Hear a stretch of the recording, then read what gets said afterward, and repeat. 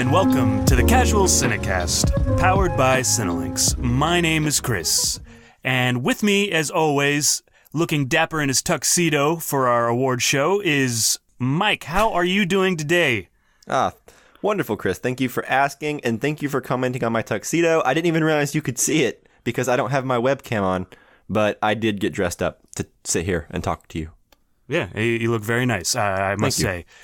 And Justin, not quite as dapper as Mike, but still looking on point. How are you doing today? It never is. What are you talking about? This suit cost me $300. Well, The guy in the $300 suit. Come on. Yeah. I don't know if $300 is a lot for a suit. I don't know if that's a good suit or a bad suit, but it's the first number that came to mind. yeah, I don't know that it's a great suit, but you are looking good, Justin. Let's put that out there. How are you feeling? Also feeling good, but a little less good because I know I don't look as good as Mike, or as good as I could have, I guess. I mean, it's really hard to... You're looking as good as you could have, and I'm looking as good as I can, but it's really hard to look as good as Mike, let's just admit it. Thank you. I don't know what brought this on. I don't feel know like I either. feel so flattered. Yeah. This is so complimentary. Today, we will be going over our reactions to the 2019 Oscars ceremony, the winners, the losers, and our thoughts. And then we will move into the Casual Cinecast Awards, a.k.a. the Casualties. Thank you, Chris. You're welcome.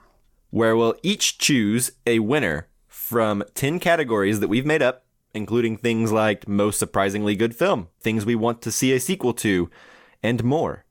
And at the end of the show, we will reveal the winners of the Casual Cinecast Best Picture polls. That's right. We put out a poll for 2 listener-chosen award categories. The first is the Best Criterion film that we covered on the podcast in 2018, and the second is the Best Picture category, which is made up of all the films from each of our top 3 films of 2018. And Mike, what are those films? Yeah, so there was some overlap in our top 3 in the year 2018. Listen to our Best of 2018 episode for more info on all of that. So there only ended up being about 6 movies. And those films are Minding the Gap, Roma, 8th Grade, First Reformed, The Favorite, and Tully. And so at the end of the show, we will review what the poll results are. And I think it's worth noting, too, that we'll be looking at those poll results live or essentially for the first time ourselves. Like, we have not checked the results. I think the poll will close sometime while we're recording. So the results will be a surprise to us. Like, right now, I have no idea what won. Yeah, it's going to be interesting because potentially a film that none of the hosts chose as their number 1 could end up being the Casual Cinecast Best Picture of 2018. Interesting. Yeah, it could be our number Maybe this is 2 poorly thought out. or 3. I don't think so, though, because I feel pretty good about my top 3. Yeah, me too. I'm happy with any... Actually, I'm happy with any of these 6 winning. This is a better Best Picture list than the Oscars, if I do say so myself. Yes, you do say so yourself, and I also say with you, yes. We say that ourselves.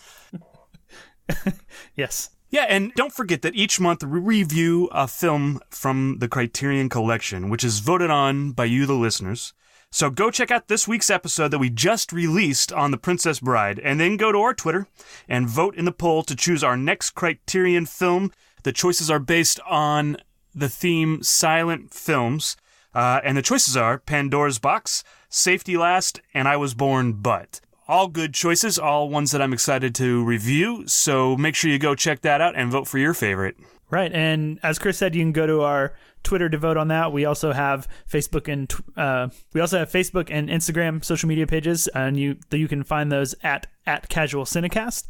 And then if you want to send us any questions about movies we're covering, or just let us know how you're doing, I guess, you can email those to casualcinemedia@gmail.com. And of course, as always, if you like the show, give us a 5-star review on iTunes and subscribe to us in your podcast platform, whatever one it is you listen to. We're on basically everything. Yeah, and if you find something we're not on, let us know. Yes, please. Good point. Yeah. Also, let us know what you think of our awards picks we're going to go over. We would like to hear some feedback. Oh, absolutely. About how right we are, mainly. Yeah. Anything to make the second annual Casualties next year even better. Yeah. Mm-hmm. All right. Okay, I think we're out of things, right? Is it we time are out of intro things. Yeah, all right. Time for Oscars talk. Youth on the march!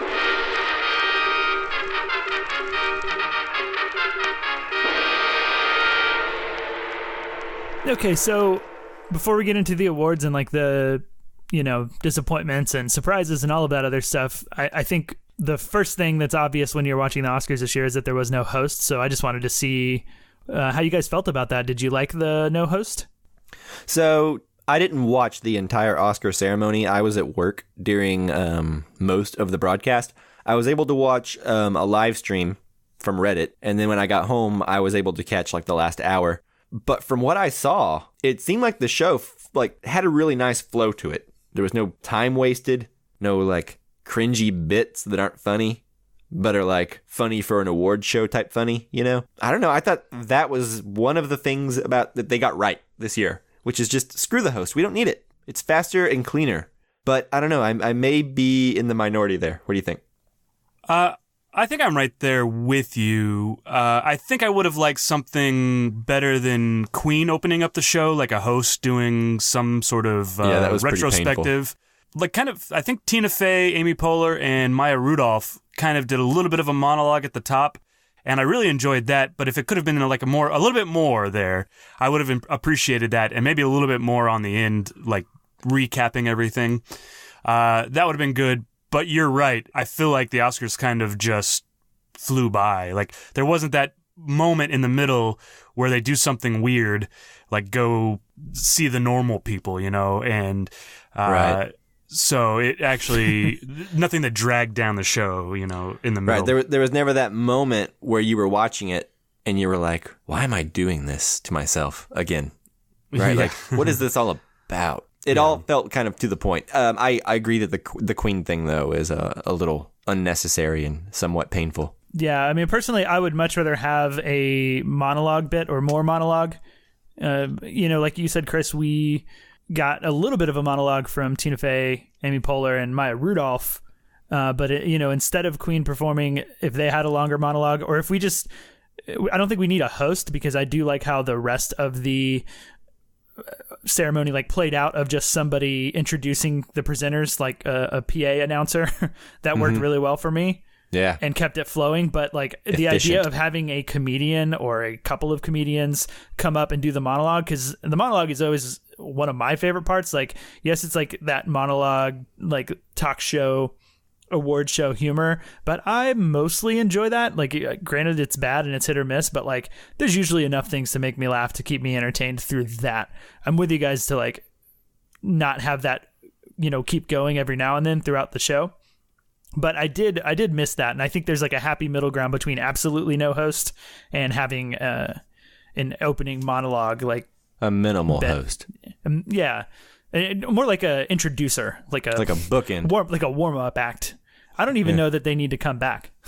Like, I don't even think they need to be that much of a host. Like it's almost just like a warm up.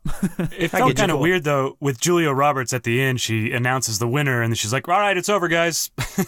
Yeah, it was like, oh, she gets the honor of closing us out, and it looked like she was kind of surprised about that too. She was like, "I guess it's over." Right. Yeah. Maybe it is just a little cleaner, but oh well. But overall, I think it's a net positive that we didn't have a host. Agreed. Yep. And that's a big surprise to me. I didn't even check. Did they end up fitting all the awards within the 3 hours?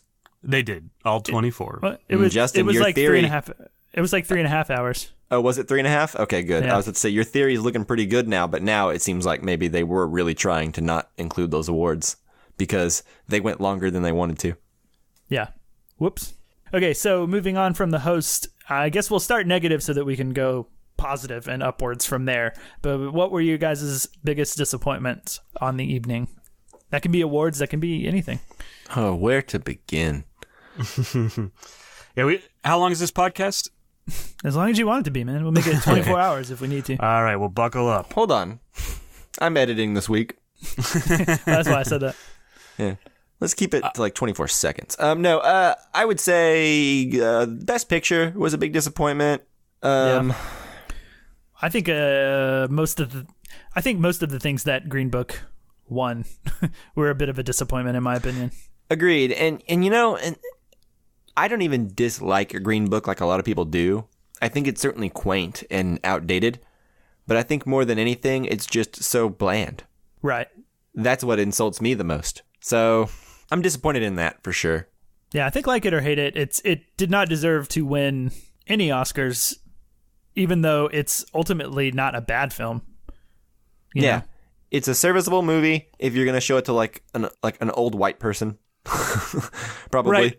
I mean, I guess my feeling on Green Book, and maybe I dislike it. You're right. It's a serviceable movie, but my problems with it are more, there's so many great movies about race, and this is the movie that they chose. Yeah.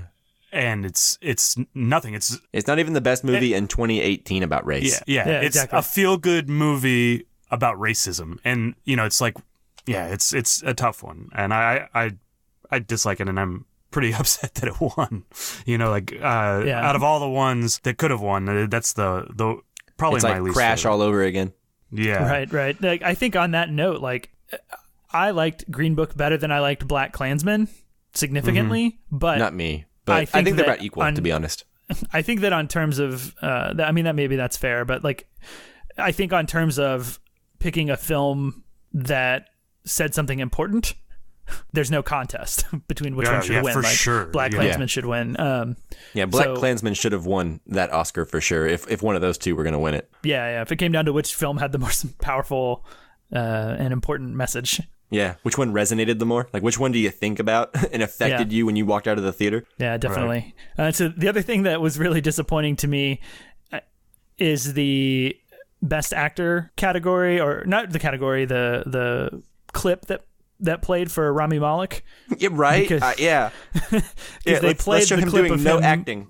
Yeah, him just lip singing to, I guess like a Freddie Mercury demo or vocal only track or whatever while playing piano. I was like, this isn't him. This isn't showcasing him at all. Like, I'm not even upset that he won Best Actor. Like, I get it. He's pretty darn good in the movie, because I did watch it right like 2 days before the Oscars. He's pretty good in it, and I understand why he would win. I totally get it. But to use that clip, it's like, it doesn't help the cause of like anybody who thinks he doesn't, or anybody who has like a vendetta against Bohemian Rhapsody as a whole. Right. Yeah, exactly. What about biggest surprises? Anything surprise you guys? I think there's one big surprise that was actually really great, and that's Olivia Colman winning for Best Actress. Oh, that was delightful. That wasn't a surprise to me, but go on. Yeah, no surprise there. It's a surprise she won, maybe, but it's no surprise that she deserved it, is what I should say. It's a surprise that she won because everybody was talking about Glenn Close winning, and Glenn Close had won all the other awards. Mm-hmm. And oftentimes the Academy will give you an Oscar kind of as a lifetime achievement award as opposed to an actual lifetime achievement. So everybody thought that Glenn Close was going to win. I mean, poor Glenn Close even showed up in an all-gold outfit. She looked like an Oscar, Reminds me of that one time Michael Keaton was so sure he was going to win, he had his, thank you speech out. Oh, yeah. For Birdman, and then, they called someone else's name. I forget who won that year. And he, you could see him put it back in his pocket real quick. Oh, it was Eddie Redmayne for Theory of Everything, I believe. Yeah. That was pretty cringy to watch. Anyway, go on, Chris. I'm sorry. Yeah. Anyways, I thought Olivia Colman gave the most charming speech of the night. I think there were a couple of good speeches, but I think hers was the most charming. Yeah, I can't wait to see what she's in next, because she is so charming, and I'm she was so great in The Favorite, and to go through her back catalog too. But I think she deserved it, and I think that's the one Oscar that the Oscars got right. Yeah, I think she's also fantastic in Hot Fuzz. She's like the female member of the police department. Oh, yeah. She is, isn't she? She's really funny, yeah. Which I think shows her range. Yeah, I watched that movie again for the first time in a while the other day, and I didn't even catch that. Yeah, she looks totally different than she does in, Yeah, I know who you're talking about now. Interesting. Yeah. Another big surprise for me was First Man winning Best Visual Effects, and that's the one that I wanted to win, but I thought that it would get overshadowed, like the visual effects work in that, since it's so realistic, would get overshadowed by things like Infinity War, right, or Solo, or something that has Black Klansman, a lot more something. Yeah, a lot more like in your face CG. Black Panther. Excuse me, I said Black Klansman, not Black Klansman. Okay, yeah. I was trying to think of what you meant, but I was like, I guess it was nominated. No, Black Panther. Excuse me. Yeah, but so I was very happy to see that one go to the right film, in my opinion, because the visual effects in that are stunning, because they really work and they really sell as the real thing. Yeah, you don't notice them. Yeah, I agree. Yeah. I think it should have gotten some sound mixing awards as well. Yeah, I think so too. For sure. Yeah, sound editing. On that note, it should have gone to that, and then I was surprised that Roma didn't get one as well. For real. Yeah. For sure, Roma deserved it. And actually, I'm really happy that First Man won the special effects one as well. Yeah, I'm glad I got something. That's a movie I think I need to go back and revisit, because I feel like I could go either way into like liking that movie more or less the second time I watch it. Yeah, definitely. Does anybody got any other bigger surprises? Just that Best Picture win. I didn't think they would actually do it, but they did. So it's a disappointment and a surprise, I guess you could say. Yeah, definitely. I totally get you there. Yeah, moving on. Let's go. What were the biggest joys or positives, favorite moments of the award show for you guys? I know mine. I tweeted about it on our account. Yeah. It was very charming. Yeah, I tweeted about my favorite moment too, and Chris, of course, already mentioned the Olivia Colman speech. Yeah, that is probably the highlight. But I think what I enjoyed the most was when Regina King won. And she was trying to get up on the stage, and she was kind of like losing her balance and stepping on her dress. And then old Captain America himself comes in to save the day, offering an arm. And Chris Evans comes out of nowhere in his cool like velvet suit. Right. And escorts her up onto the stage in a really classy way, you know? Definitely. Yeah, that was very charming. It was. Like him. It was just, he didn't need to do that, but he was just a cool dude. He's Captain America. That's right. I really, really loved Melissa McCarthy and Brian Henry Tyrese. Oh, man, that was so funny. Yeah, it was so good. Wearing all the costumes. And her puppetry. Yeah. And it's super funny. I think one of the other things I haven't mentioned yet that is one of my favorite moments, and that is actually Bradley Cooper and Lady Gaga singing The Shallows. I thought that was really well done, like shot well. I loved how they came out of the audience and came up on stage. I thought that was just well done. It What do you certainly guys went think? better than their on-stage moment in the movie. Yeah, like the Grammys. Yeah, that's true. I liked how simple it was too. You know, there was no costume change, and it was just a piano and them. And it's interesting to see a performance shot towards the audience. Like that's not what we normally do. So it just felt so different. Yeah, it looked like it came from the film. I was about to say that. It looked like it was shot from the movie. And also, I will say I didn't see that live because I must have been going home from work or like eating dinner or something like that. But then I fired it up and caught the end. But I saw it trending on Google, like this performance. It's still trending on my Google all the time. And it was like this steamy performance between Bradley Cooper and Lady Gaga. And I was like, what happened? You know? And then like I remember I looked at it the next day and was disappointed by the lack of steaminess in it. But I mean, ultimately, it didn't need to be steamy, so it shouldn't have been. But I'm just disappointed at the headline. Tried to make it seem like it's something it wasn't, because it was just a little seems like steamy. A little bit. But it was mostly just classy. It was just them sitting at a piano singing like a duet together, you know? Yeah. I mean, I kind of thought that they were going to like maybe kiss for some reason. So Really? it had a bit of like sexual tension. I did anyways. But okay, so maybe it's steamier than I thought it was. I don't know. Results may it vary. got built up a little bit for you, Mike, I think. Yeah, maybe so. Maybe so. I was expecting... I don't know. I thought they were just going to like grind on each other on the Oscar stage or something. I didn't know what I was in for.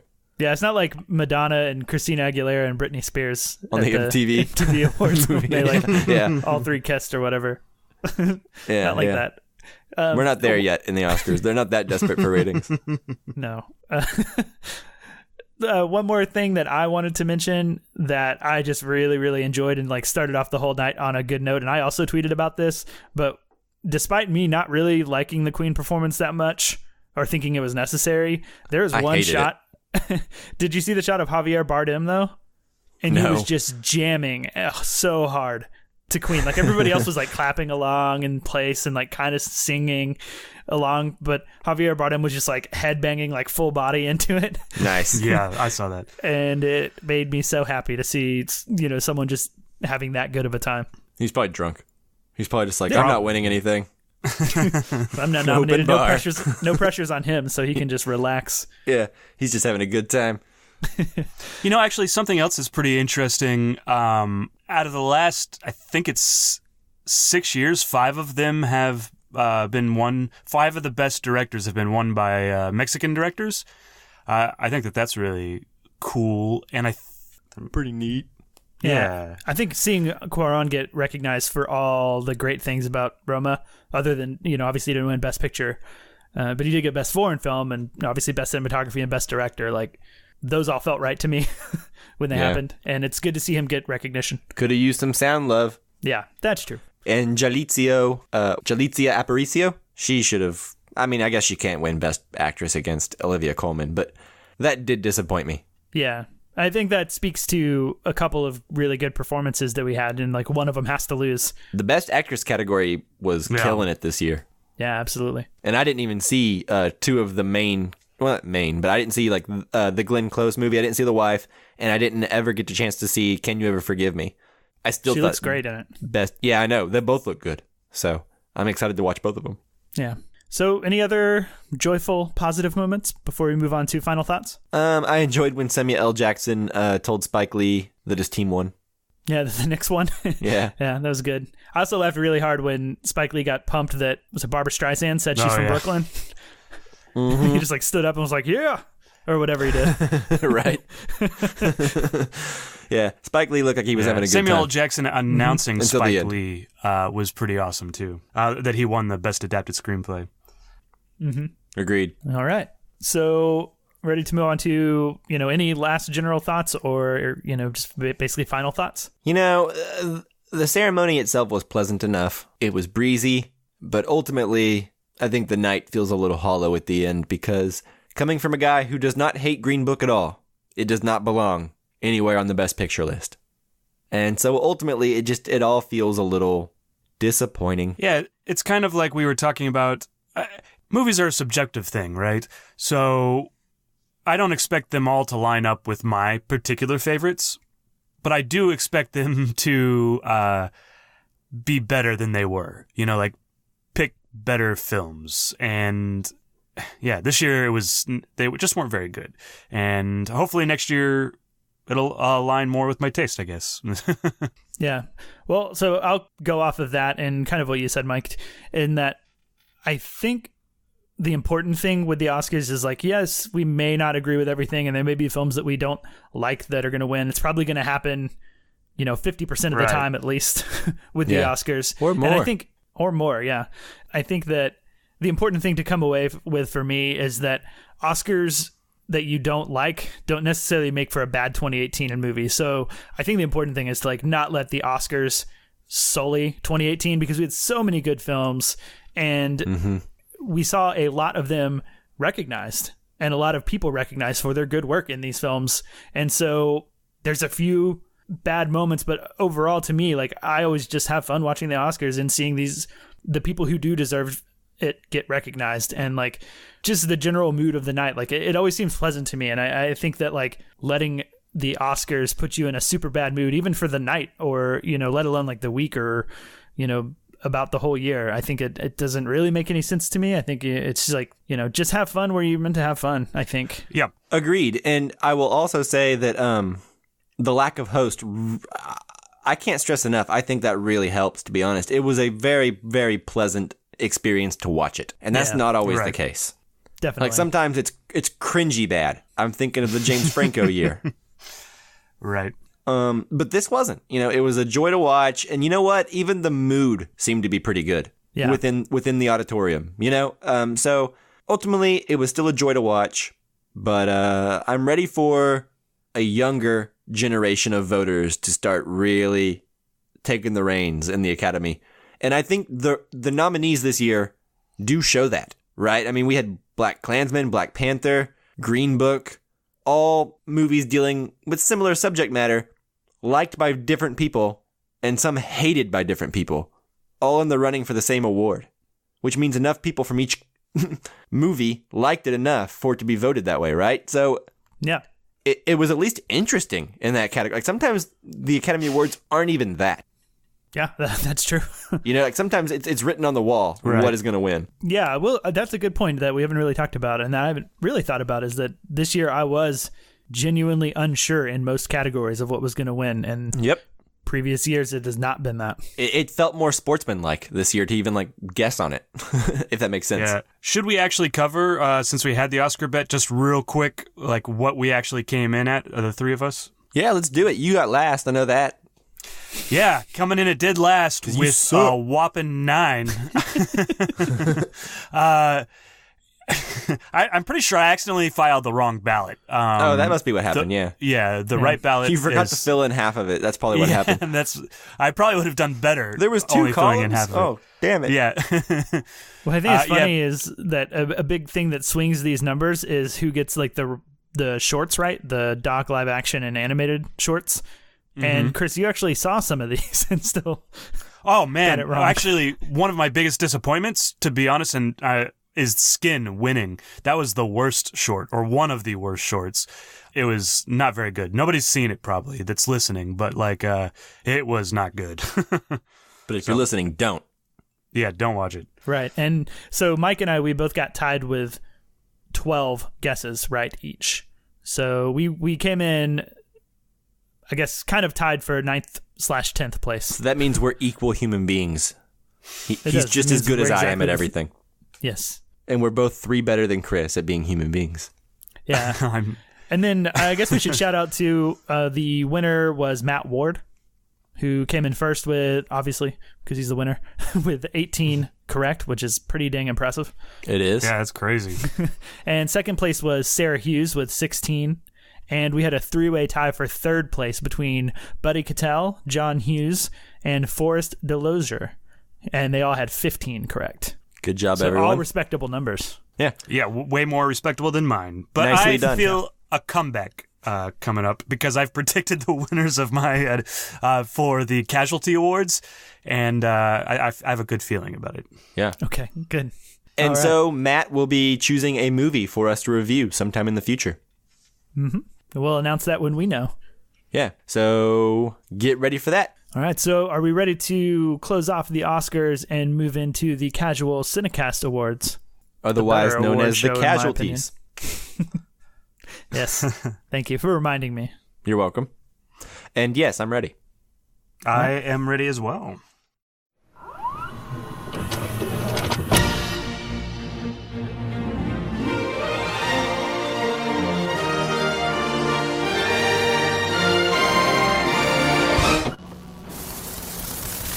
Cool. So I guess we should explain a little bit about the format of this.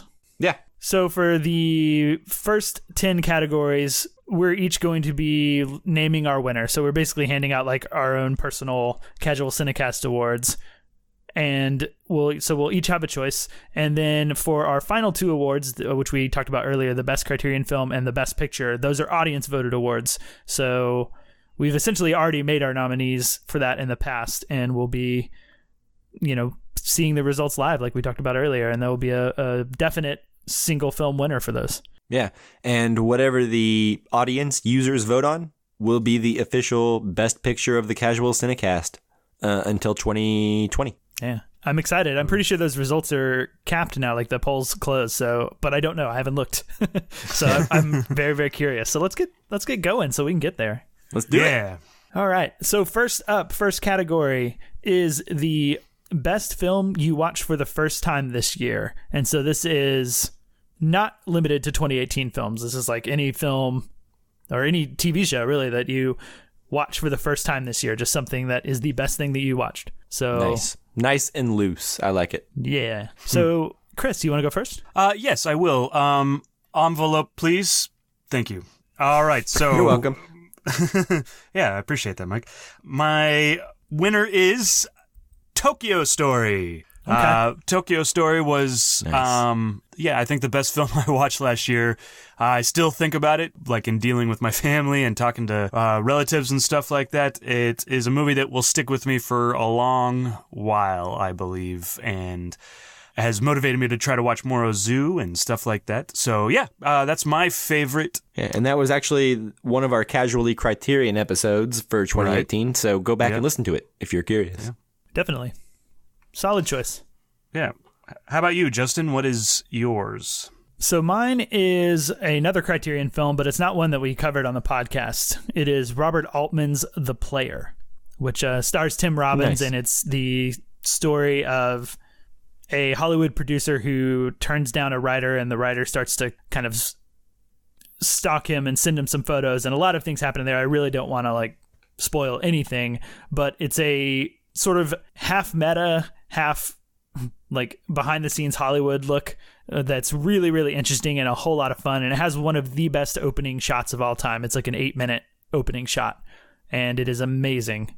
So it's worth watching for that alone. Awesome. The Player by Robert Altman. That is a very good movie. Mm-hmm. All right. So yeah, that was The Player. And Mike, what is yours?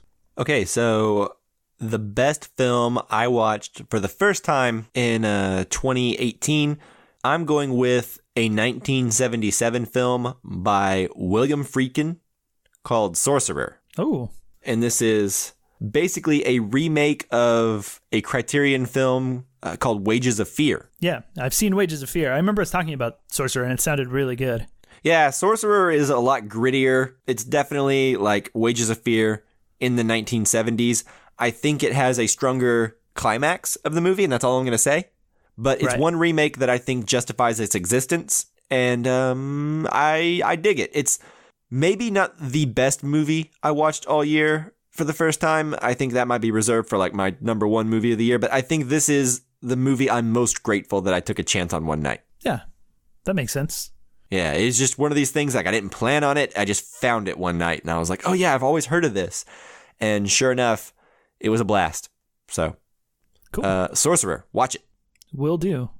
But for now, instead of watching Sorcerer, let's move on to our next category, which is either the movie that most disappointed you or the movie that was most surprisingly good. And for this one, and I think for every category from now on, we are into 2018 movies specifically. So I guess we'll go same order, Chris. Yeah, so this movie I saw early in the year. I did not expect very much from it, and it is called Upgrade. And it is about a guy that gets like a robot body, essentially, and all of a sudden he's upgraded, essentially. The fight sequences in this are so well choreographed.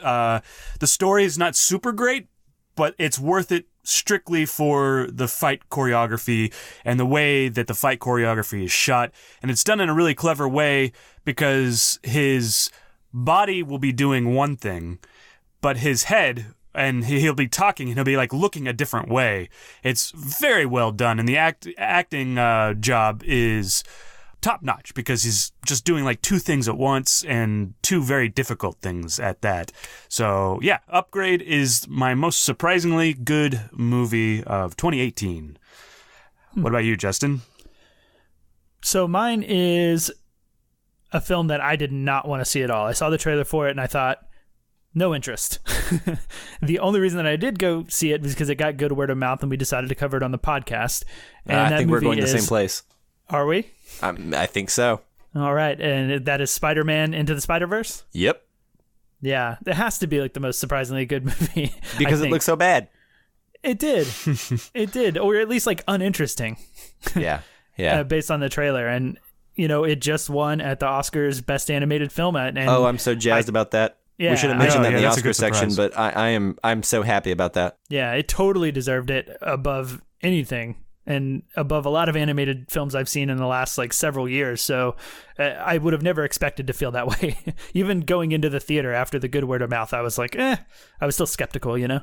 Yeah, totally. Agreed. 100%. I was like, how good could it really be? It's a crappy Spider-Man cartoon. Nope, it's good. It's emotional. It's better than anything Disney put out this year. Yeah. Yeah, right there with you. Most surprising movie, Spider-Man Into the Spider-Verse. I think it really forwarded the animation genre. I think it did something what Toy new, Story. Fresh. Yeah. But I think just in the animation department aspect of it, they took a step forward in what you can do in animation films, you know, like the way that Toy Story originally did when they put out their computer animated film. Yeah, it feels like the biggest step in animation since Toy Story. Yeah. Of something that's going to likely catch on. And we're going to see it everywhere in about 3 years. Right. Cool. Well, more movies that good, I'm on board with. For real. All right, our third category is called the Second Opinion Award, which is basically a movie that once you saw it, it may not have sat with you right the first time, or maybe it did. But then upon reflection, it may get better or worse. Yeah. So like what we've most changed our opinion on since we first saw it, right? Right, exactly. Justin, why don't you go? All right, so the movie, I'm going to go with the movie I've most warmed on. So it's a film that I wasn't very big on when I walked out of the theater. but the more I think about it, the more I respect it, the more I think it's a really good movie and a really bold movie to make at that. And that is John Krasinski's A Quiet Place. Oh, nice. Think you guys probably remember the episode I was pretty combative, I guess, about You were pretty upset things. we didn't see any power generators. Yeah, that's for sure. Well, I mean, that may be. I think what it is that like the overall tone of the film and the direction and suspense building and the performances all started to overshadow these issues that I had on a first viewing, things like the power generators or, other things that we don't really have time to get into. But I really think it's just kind of this really unique film that deserves more credit than I gave it, Yeah, especially after watching Bird Box recently.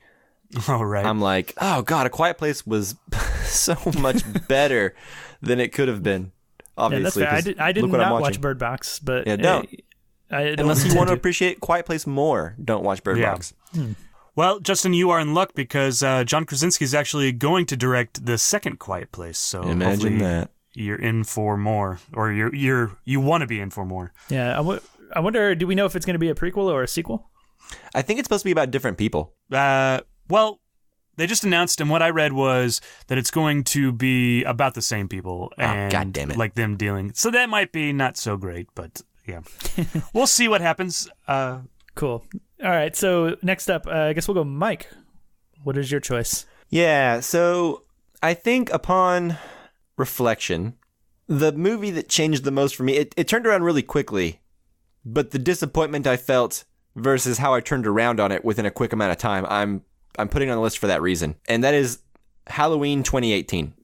Oh, okay.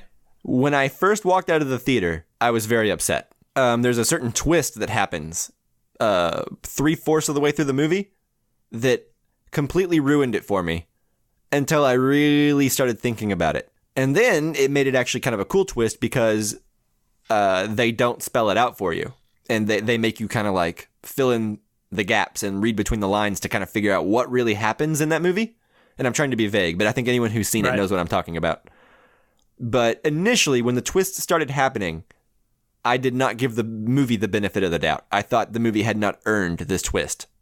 Yeah, that makes sense. I think I was where you are or where you were, and it took me about 10 minutes through the film. 10 minutes later, I'd kind of gotten used to it, and it started to make a lot more sense to me. And the movie kind of went from that twist to a better place, and I was okay with it. But I felt exactly the same way. I was like, "What the heck? Yeah, this is not what good." The crap am I watching? This sucks. Why did they think this was a good thing to do?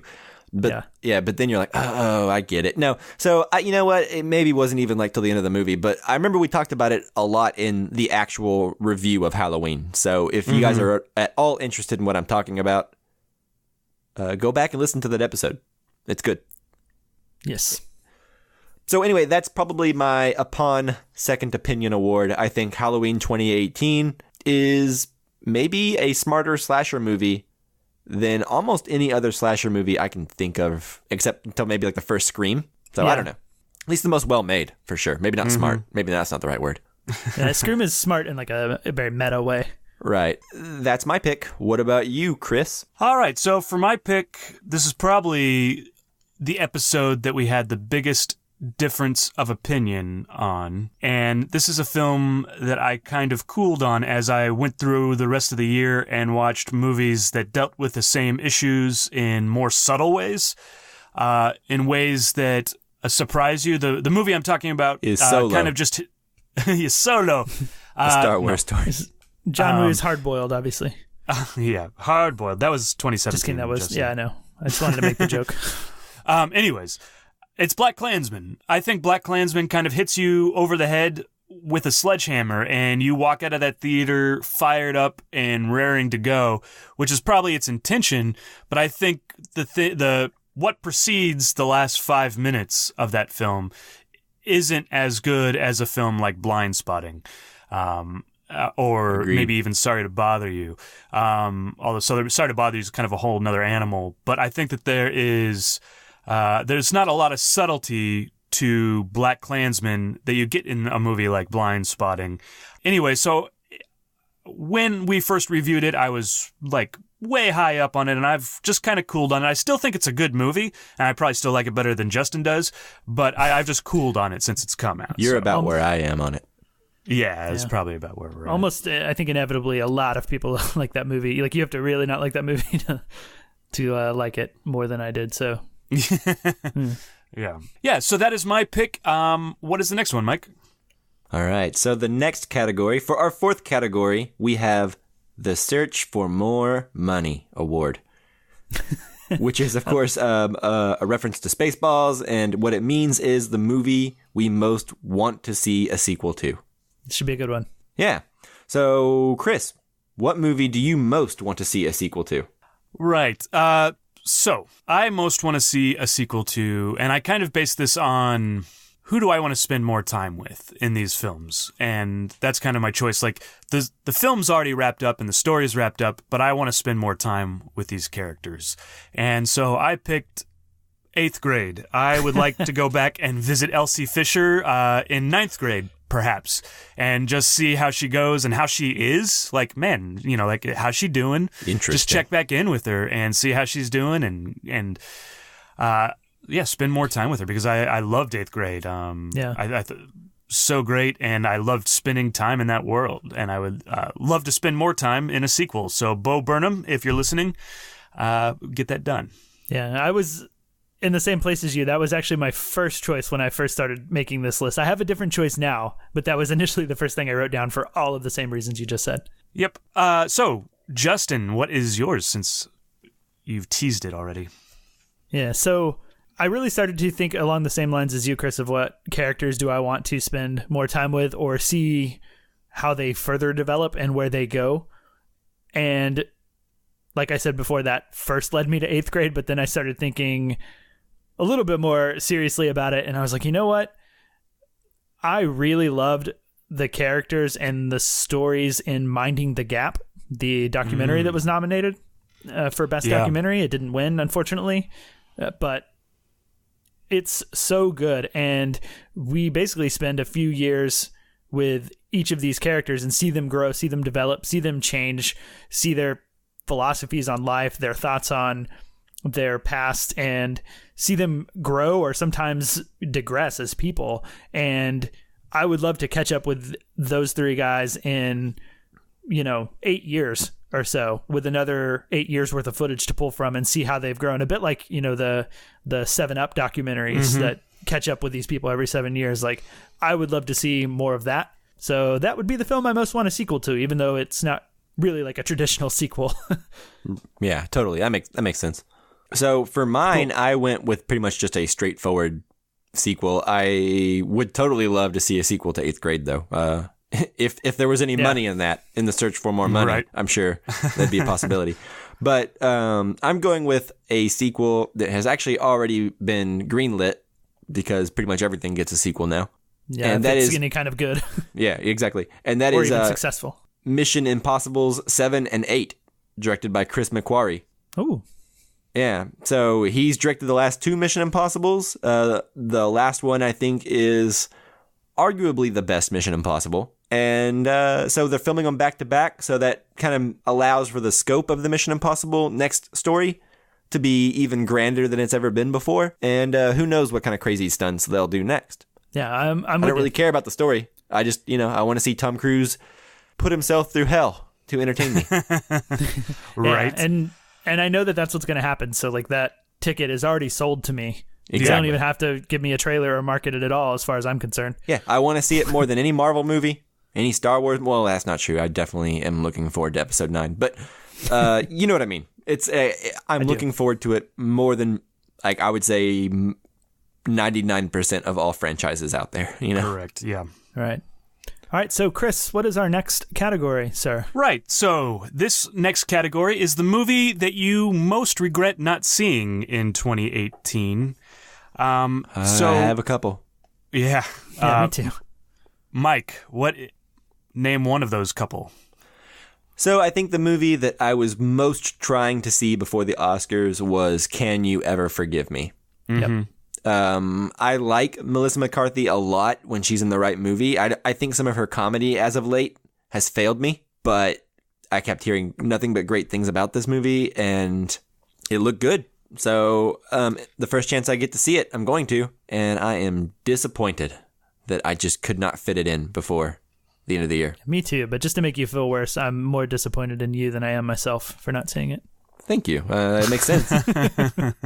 Okay, so I will go next, and Can You Ever Forgive Me was on my short list. I have two, and Can You Ever Forgive Me was one of them that I was thinking about going with. The other one, though, that I'll give my movie I regret not seeing award to is Suspiria, because I really wanted to see that. I'm a big fan of the original, and I think it's an original that I could see how they could update and not necessarily make better, but do a really good version of it now. And so I was very interested in it. I heard that it's really bizarre. I heard that like people didn't necessarily like it, or at least like a lot of the general audience. But that's the same thing about Hereditary, man.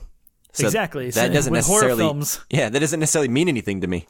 Yeah, with horror films, it's like when I hear that the general audience doesn't like it, I get more interested in it. Yeah, it's probably good then. Happened. Yeah, exactly. So I really regret not seeing Suspiria yet. I will still, but haven't yet. Great.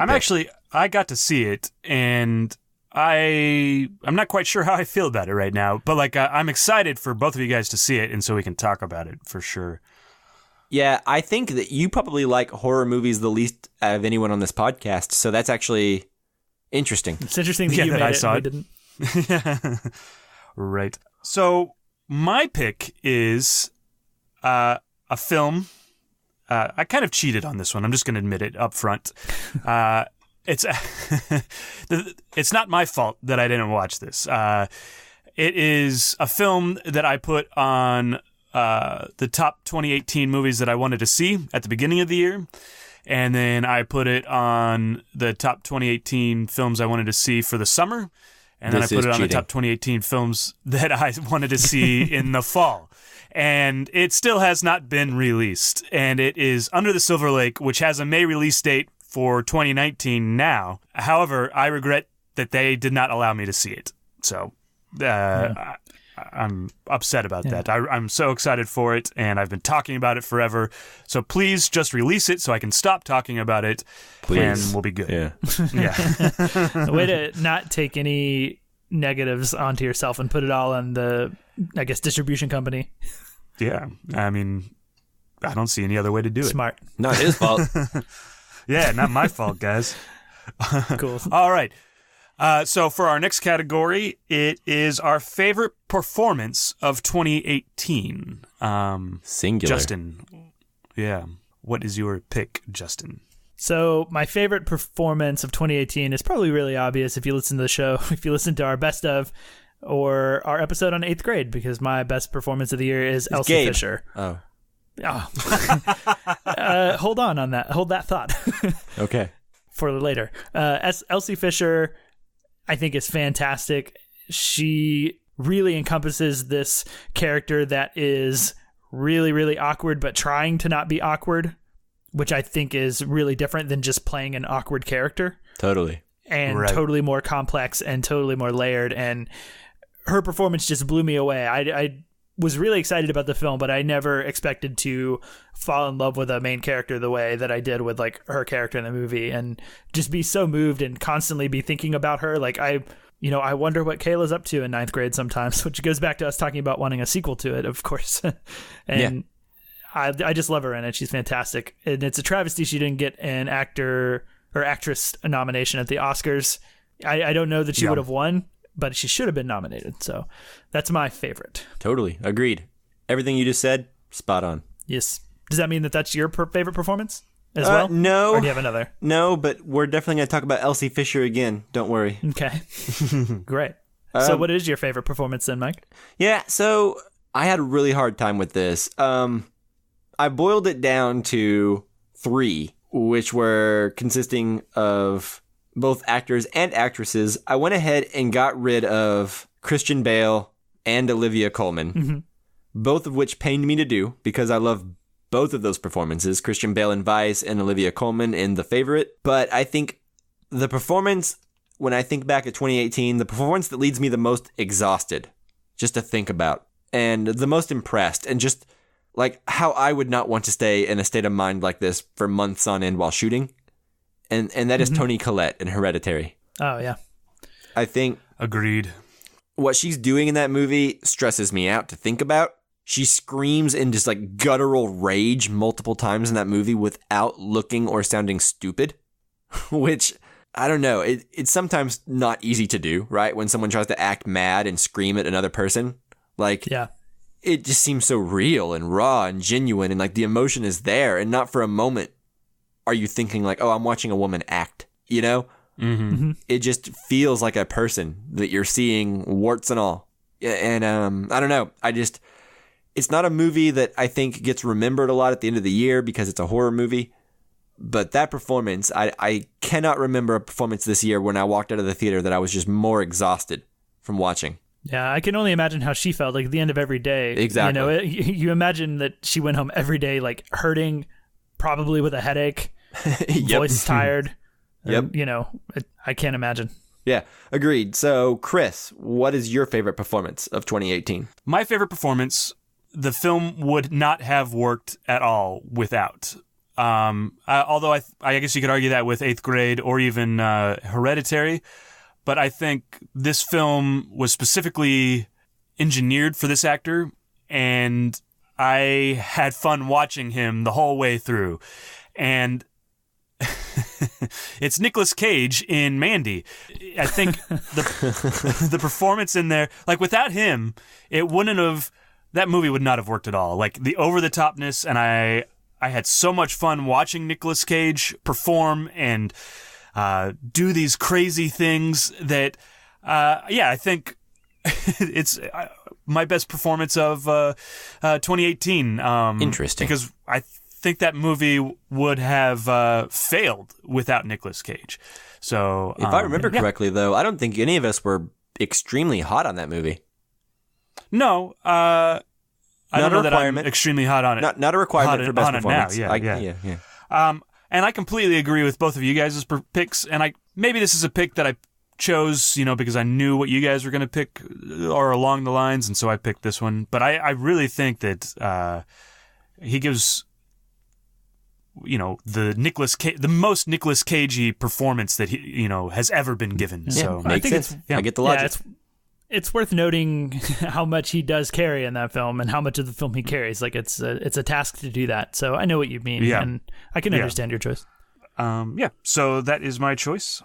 All right. So next category would be the best first-time director. This is a year that we got a lot of first-time director films that were really good. A lot of good ones, for sure. Yeah. And we've also dubbed this the Orson Welles Done Award. Which is my favorite award name that we have. So, Chris, why don't you go first? Right. So, once again, I saw this movie earlier in the year. I was completely taken by surprise by it. It has stuck with me since I saw it. It's Thoroughbreds by Corey Finley. I was so impressed by the acting performances and the way it's shot. Yeah, this movie is just really great. I can't wait to see what Corey Finley does next. It was on my top 10 list. I recommend, if you haven't seen it, search it out, find it. It's one of Anton Yelchin's last performances, so definitely worth it to see that. So yeah, that is my pick. Mike, what is yours? All right, so first-time director, I chose, and by the way, Corey Finley was on my short list here, along with Ari Aster, who directed Hereditary, but ultimately where I come down is Bo Burnham for 8th Grade.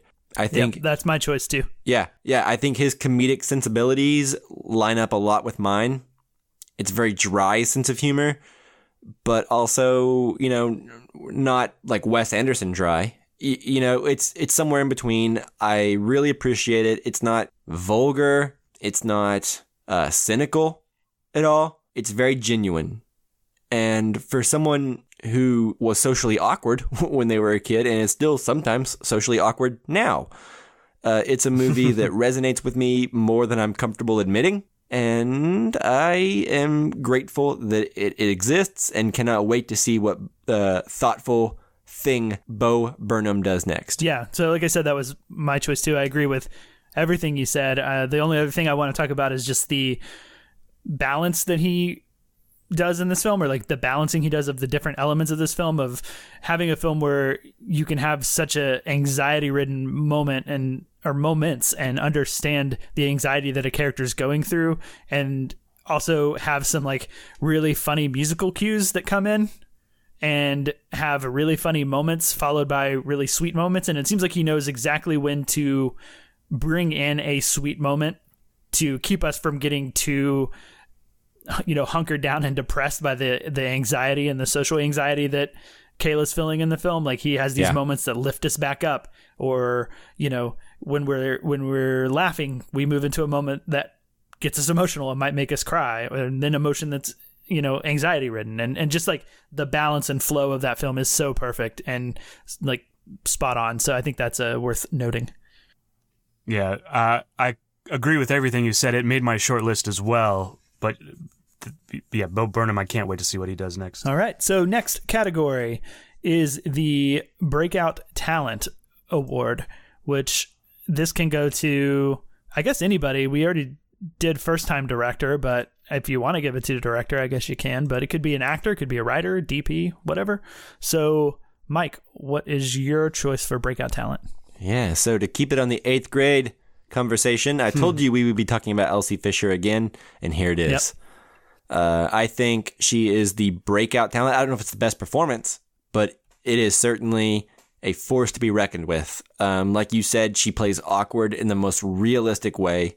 It's not like Kristen Wiig awkward or like Michael Cera awkward. It's genuine awkward. It's like you see yourself in this person, not like a funnier, like a witty person playing dry, And she's so young, and you've never seen her before, and the amount of skill that is on display here, and how much she understands her character, it's something to behold, She seems more skilled than people who've been acting for 20 years, and I don't know. I cannot wait to see more from her. I hope she has a wonderful career ahead of her. I hope she doesn't fizzle out, Yeah, definitely. I hope that this isn't the last thing we see her in, and that would be very, very sad for me. Yeah, so that's it for me. What about you, Justin? What is your breakout talent of 2018? And so you mentioned him earlier in trying to guess my favorite performance, and we're still in the 8th grade film, of course, but that is Jake Ryan as Gabe. And, I know he's not in this movie very long, and he doesn't have a lot of emotional weight to carry, but he lifts this film up every time he's on screen and changes the mood. And there's no other character that I've enjoyed watching more this year, just because, and maybe it's because of my attachment to Elsie Fisher and as Kayla, because he lifts her up in the film and gives her someone to connect with. And that makes me so happy that I can't help but just constantly be thinking about Gabe and how maybe I should be more like Gabe. And he makes me want to be a better person. Just put yourself out there. Leave your archery awards laying on the table for anyone to see, and then... Yeah. Don't be afraid to boast a little bit, but, own your accomplishments. Yeah. Give everybody all the sauces they could possibly want. Yeah. Organized, color coordinated.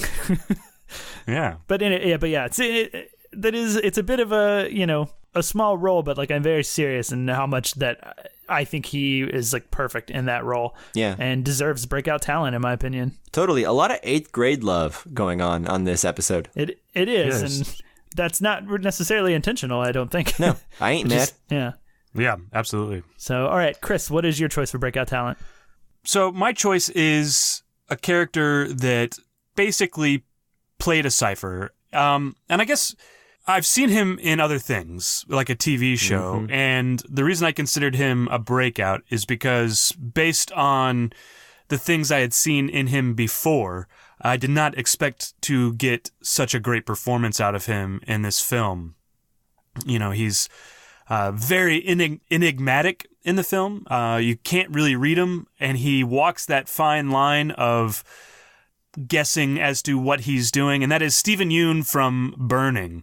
Nice. I think, he was in Walking Dead, but what he does in Burning is heads and shoulders above anything he ever did in Walking Dead. Well, and I'll push back a little bit. I'm not going to defend Walking Dead, but what I will defend is his performance in Walking Dead. I think he was fantastic in that show. I really do. Problem is, I think everything that happens in that show you can't possibly care about because you don't care about anything really happening in that show because the drama doesn't matter. Right. What I would say is he did the best with what he was given, right? I agree. And what he was given did not showcase his talents in a way that Burning does. And that surprised me, and I feel like that's a breakout talent. I feel like after Burning, he's going to be in new things, and he was also in Sorry to Bother You, and he was really good in that as well. I was about to mention that. Yeah, and I think that's a good choice. And actually, Steven Yeun in Burning was my second choice right behind Elsie Fisher for favorite performance of 2018. So I was on my short list as well. Nice. Cool. All right, so our next category is the most unpopular opinion, and that would be, for instance, something you like that nobody else seems to. Or something you dislike that no one else seems to. Yeah, exactly. And this is our number 9. Something that you go against the grain, yeah.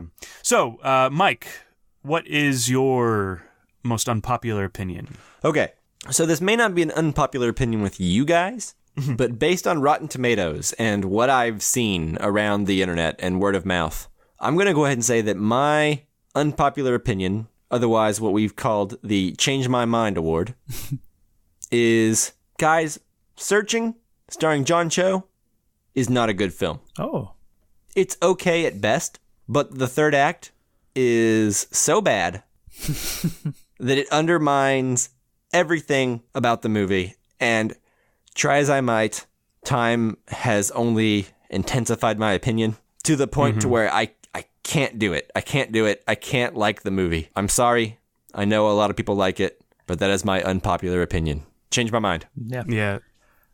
Well, no, I don't think I'm going to, because I don't know that I disagree with you. I think the movie's great for that first two-thirds, right? Once he leaves the computer, everything falls apart. It falls apart in the most stupendous way. That it gets rid of any goodwill I had for the first 2/3 of the movie. Right. Yeah, I think it's fair. I don't know that I'll change your mind. I think that ultimately I come down on the movie being better than bad, at least, and maybe even just slightly better than okay, just for the ride. Yeah. But I don't think it will work on a second viewing. No. I think, that's as good as it's ever going to get as how it is on your first viewing, and that was just barely good for me. So I don't think I feel strongly enough to change your mind. Yeah. Like I said, it's okay at best, but my gut tells me it's just bad. Fair enough. But with a sidebar caveat that says wonderful performance by John Cho. Yeah. Right. And I think that could have been my most surprised. I enjoyed it a lot more than I thought I was going to. Even though I don't like it that much, I thought it was going to be not very good. So yeah. So it's still better than I thought it was going to be. Agreed. Well, it's not as good as I thought it was going to be, but wonderful performance by John Cho. Everything I don't like about the movie has nothing to do with him and entirely script and execution. Yeah, but third act loses me, gets rid of any goodwill that I had, and disappoints me because I can see a lot of people really dig that movie, and I wish I could get there. So, Chris, what is your unpopular opinion award? We've talked about this film quite a bit throughout the year. This film stars Laura Dern. It is The Tale, and this movie has just really stuck with me. I liked it quite a bit. I don't know that enough people have seen it to have a negative experience. Most of my unpopular opinion kind of goes along with you guys, like how much I really like this film, and then just kind of how much you guys disliked it. And I'm not like trying to put any words in your mouth. Yeah, you're putting words in my mouth. I liked it. You liked it. I disliked it. If you want to put words in my mouth. I liked it quite a bit, and it stuck with me. I think about it quite often, and yeah, so that's my unpopular opinion. The Tale. I'm going to push back. I thought Laura Dern was really good. I'm going to push back. I'm going to say that it's probably more that like Justin and partly me are in the unpopular opinion and not liking it. Is that so? I have not looked to see. Yeah, I remember hearing a lot of like nothing but good glowing word of mouth to the point to where I was surprised when I watched it at how many problems I had with it. Yeah. I got called out pretty quickly on Twitter once the episode came out by referring to the film as slightly better than a Lifetime movie. Yeah, that's true. He did.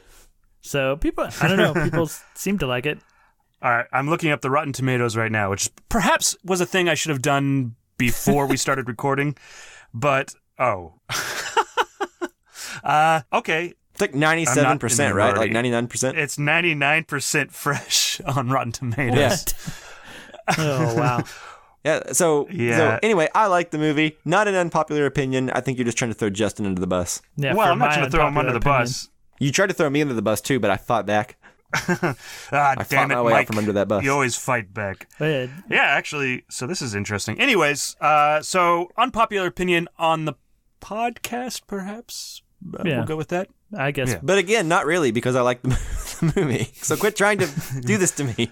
Mediocre. Well, I give it 3 out of 5. But 3 out of 5. A strong, hearty 3 out of 5. I get why you would like it. I think it has a lot to offer, but I also understand why Justin might not like it and why you might think it was an unpopular opinion. It's got some clunkiness here and there. So that is my most popular opinion. We're going to change the award to the most popular opinion award. My bad, guys. But we'll move on. What is yours, Justin? I hope it's The Tale, because that would be perfect. Yeah, you wish. No, it is not. So I think I'm going to go, my criteria for this is like the opinion of mine that is maybe the most unpopular, as opposed to like the most unpopular or the unpopular opinion that I feel most strongly about, if that makes sense.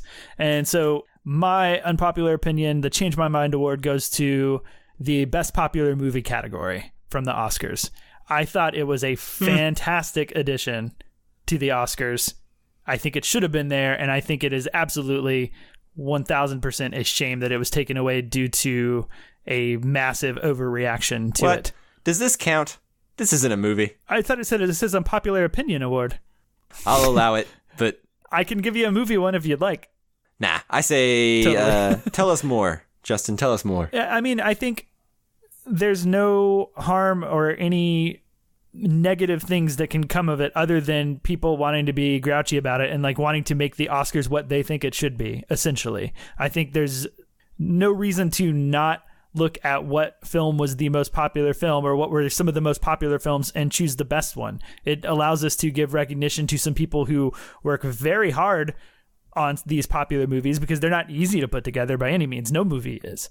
And so I think just having an extra category where we can give recognition to a film that ideally isn't otherwise going to be recognized is only a good thing. Like, yes, it makes the Oscar ceremony take longer, which they were trying to avoid, and maybe some people don't want, but I see nothing but potential good from it, and we never got to see how good it could be. Maybe it would have been bad, but we also don't know. Yeah, wouldn't it be interesting to have a conversation about like the best popular movie that sparked like the most intelligent conversation? And like in it, you could put something like Black Panther, and it would fit right at home, right? Because Black Panther, if I'm being real and genuinely thinking about it, that is probably the most intelligent superhero movie of recent memory. Yeah, it's definitely saying the most. Yeah, exactly.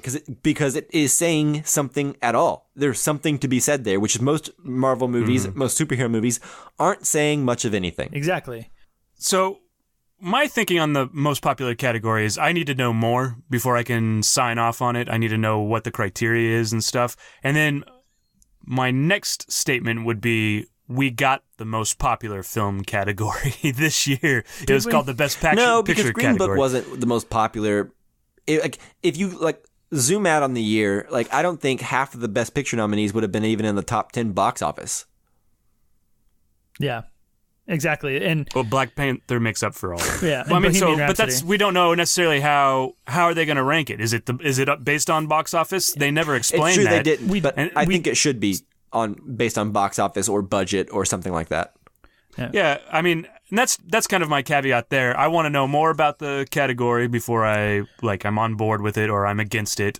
But yeah. Well, so that's just my kind of thing. My thing with what you're saying there is that we never gave it the chance to find out what the qualifications were for it or what the rules were for it, because immediately when it was announced, maybe not every, that's an overstatement, but the majority of people shat on it and were just super pissed.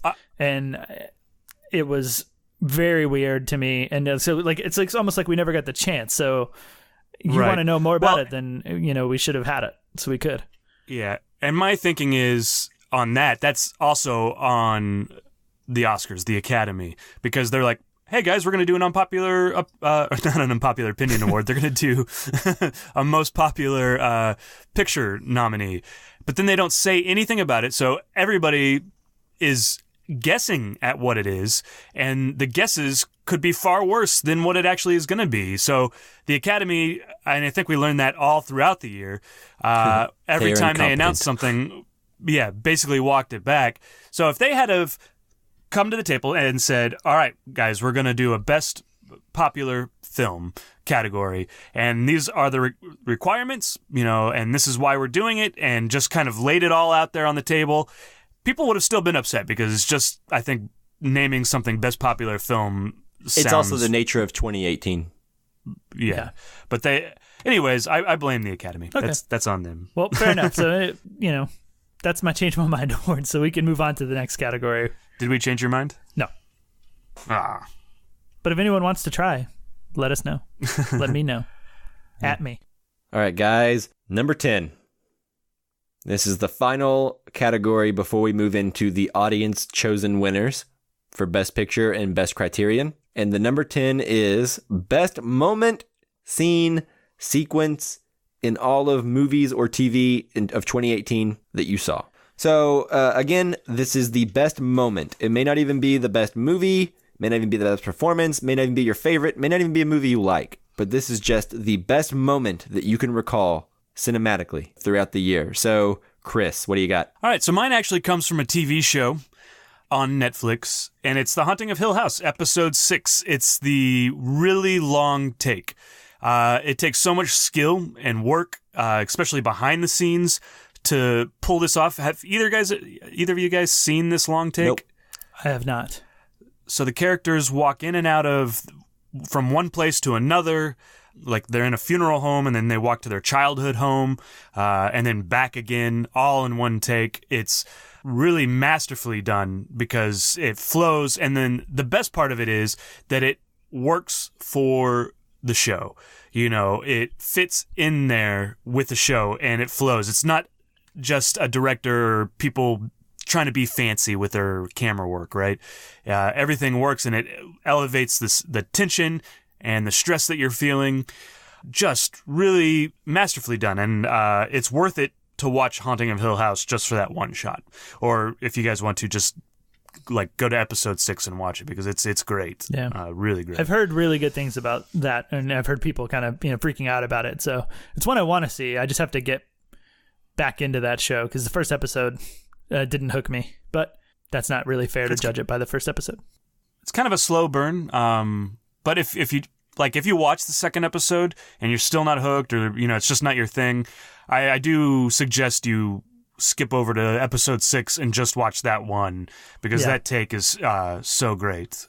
It's really worth your time. Awesome. So, Justin, what is your pick? So mine has to be the most emotional scene and the most intense scene of the year for me, and no scene has made me feel anything close to what I felt during this scene, and that is the scene in Roma with the riot / water breaking / birth scene. Like, that whole sequence just had me on edge. It assaulted my ears with fantastic audio and was shot in such an unflinching manner.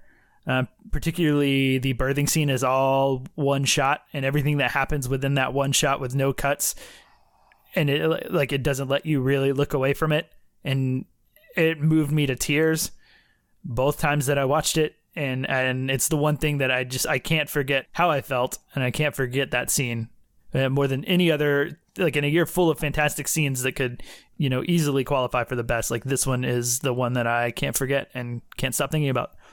Yeah, I am right there with you. I actually have this on a list of 3 possible options to choose, because I still wasn't sure, even when we started recording this.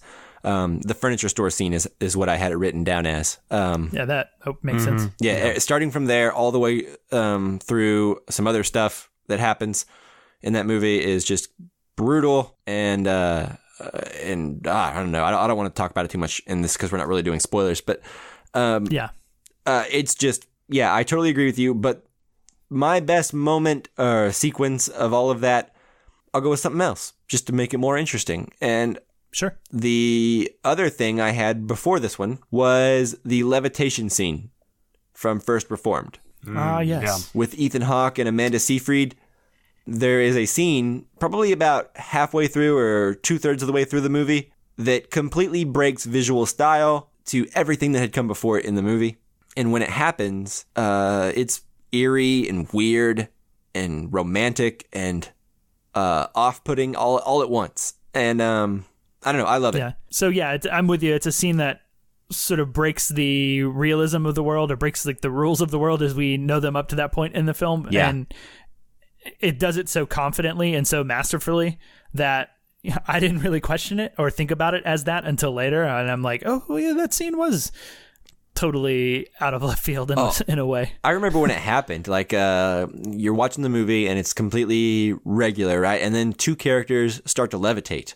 And I remember at the time being like, what the hell? Because I was so into the movie. And then, I don't know, like moments later, I was like, it's brilliant. I love it, But yeah. But I remember when it first started happening, I was like, what am I watching? Like, huh? And it's just weird and cool. And I liked it a lot. The other one I won't go into here, but it involved Sorry to Bother You.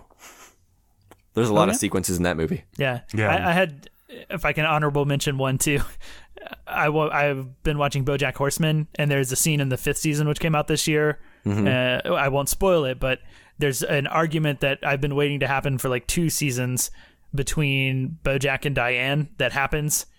That was just like the most intense moment of that whole show, and completely moved me in it. And was it something that was set up at the end of season 2? Yes. Yeah. Good show. And it built to that moment, and it just kind of floored me whenever it finally came to fruition. Yeah. That's a good moment, too. Yeah, good show. Watch BoJack Horseman, everyone. Yeah, for sure. I have one. This isn't as good as you guys's, or I shouldn't say it that way. This isn't as good as what you guys have picked, because both of your picks are really great. But the Avengers snap, I think that's a great moment as well, especially in popular film. Yeah, I agree. It's moody. Absolutely. Yeah. It's like, are they going here? Yeah. Did they just do that? Yeah. Cool. Yeah, good choice also on that. Don't feel shame about it. All right. So with that, we are ready to move into our audience voted awards. All right. That does it for most of the casualties. Hope you guys enjoyed those. Write us in with your thoughts and your own picks for these awards categories. I think that would be fun to see what everyone else chose. Mm-hmm. And so, like we said earlier, we have not looked up the results of like this poll. This is the first time that we're doing it, and I am literally typing in right now the poll results and logging in to get them. All right, so that's my drum impression. I'm literally typing it in, so you're gonna have to do that for a long time. Oh my goodness! Power of editing. Yep.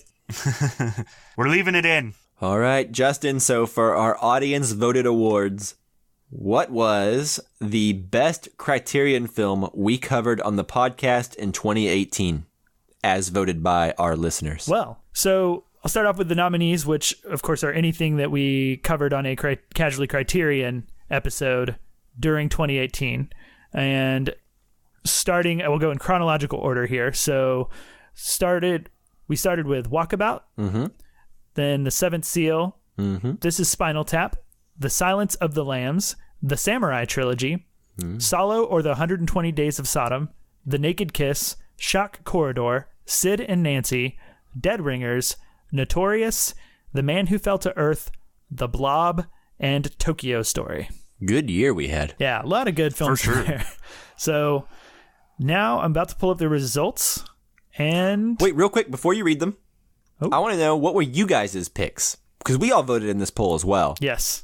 Chris, what was your top pick for your favorite? It wasn't really a tough choice. There's a lot of good movies in there, but Tokyo Story is the movie that means the most to me. Nice. After having seen it. So Yeah, makes sense. Yeah. What about you, Justin? how about you, Justin? So the one that I liked the most, even though I think I would admit that there are probably better movies than this, but as a comedy lover, I have to go with This Is Spinal Tap. Yeah. I really love that movie. So yeah. And Mike, what is yours? Yeah, so I went ahead and I also went with Tokyo Story. Yeah. But man, it was hard. I was really, really close to choosing Notorious. Yeah. Silence of the Lambs, yeah. too, was up there It's for me. hard. It's hard. Yeah. But Seven anyway. Seal was a hard one for me to not pick, and Notorious as well. Exactly. Okay, so now to get to the winner, the audience voted. Oh, a 4-way tie. A 4-way tie? Yeah. Oh, dear. Oh my goodness. What has happened? So 4-way tied with 17.39% of the votes for each one would be The Seventh Seal, This Is Spinal Tap, The Silence of the Lambs, and Tokyo Story. I can't argue with those choices. Yeah, I think we need to choose a definitive winner somehow, though. Well, what if we remove our votes? Okay. Okay, so if we remove our votes, we end up with a 2-way tie between The Seventh Seal and The Silence of the Lambs. And I don't know, we could flip a coin. We could just what do we all vote out of those two? Maybe Between we can those be a two, I think tiebreaker. we should leave it up to ourselves since it's our show. Yeah. I vote Seventh Seal. I also vote Seventh Seal. Yeah, I'm right there with you guys. Seventh Seal is pretty great. Okay, so definitively, The Seventh Seal is the best Criterion film that we covered in 2018. All right. That gets the award for Best Criterion Picture of 2018. Nice. They get the casualty. All right. So now on to the best picture, the big one. Oh, man. All I right, am so- very I hope there's not curious a to tie see on what this this is one. going to be. Yeah. Yeah, did we want to go over what each of our contributions to the nominees were? Yes. So, real quick, my top three were The Favorite, Roma, and then First Reformed. Yep. And my top three was Minding the Gap, Roma, and Eighth Grade. And my top three was Roma, Eighth Grade, and Tully. Yeah, so out of those, we ended up with 6, which would have been Tully, Minding the Gap, The Favorite, Roma, Eighth Grade, and First Reformed. And the winner is The Favorite. Nice. Ooh. The Favorite is The Favorite, which is a really obviously low-hanging fruit joke. Yeah, good job. Way to capitalize on that. Yeah. So, yeah, that came in first with 26.09% of the wow. votes. So it edged Cleaned out up. Roma and First Reformed by about 5%. Okay. So, it was actually, I guess that makes it pretty tight.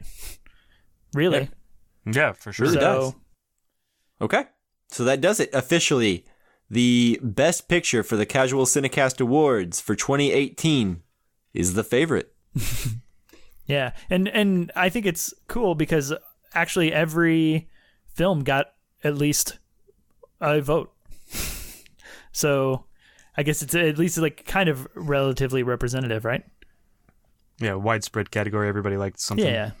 Cool. Yeah. I'm just happy that we didn't have anything on here that no one was like, yep, definitely not that one. Right. It has That's a negative very votes. Oscars Best Picture thing to do. Yeah. Well, good. I'm glad that we got an interesting choice in there. And I think it's interesting that The Favorite wasn't really any of our number one, but No. I'm not upset about it. How do you guys feel? Yeah, it definitely belongs there. Any of the 6 that we had, I would be okay with. Agreed. Yeah, that's where I come down. Even though I think The Favorite was my number 6 or 7 when we did our best of episode. Right. That it was still a very, very strong 6 or 7. So I totally am happy that it won. Yeah, I think that's why it's more interesting to do each of our top 3 instead of just our top ones, because it allows some of the movies that might be crossovers on other people's lists and everything like that to be rated higher, Mm-hmm. Yeah. Well, that is it for the Casual Cinecast Awards. Unless anybody has any final thoughts, anything else? I don't think so. I hope you guys all enjoyed this. If you liked the audience voted thing, let us know. We're always open to feedback. This is only our first awards show. So any feedback for next year to make the show better? Any ideas? Throw them our way. Yeah, and if you disagree with any of our picks, let us know and tell us which one you would have picked. Yeah, I'd love to hear anyone's choices on any of these categories. So bring If them you on. come up with a cool idea for another category next year, Yeah. throw that our way too. Yeah, and until then, thank you guys so much for listening to this episode. It's an award show, so it's definitely a long one. So if you listened and you're here, thank you so much. Yeah, actually, let us know if we need a host next year or not. Yeah. Or an opening monologue. Yeah. Anything to make it more efficient, I guess. Yeah. And speaking of openings to our award show, thank you, Jake Wagner Russell, for doing our intro and outro music. If you want to hear more of his music, you can do so at soundcloud.com/bopscotch. All right, thanks for listening, guys. We're not sure exactly what we're going to be reviewing next week. It might be Greta. It really just kind of depends on what is opening around us. So stay tuned, and we will let you know. Subscribe to the channel, and we will put something out for you next week regardless. Yeah, follow us on Facebook, Twitter, and Instagram at Casual Cinecast, and you will know what we're covering next. Yeah, thanks so much for listening, guys. We really appreciate it, and we will see you next time. Bye-bye. Goodbye.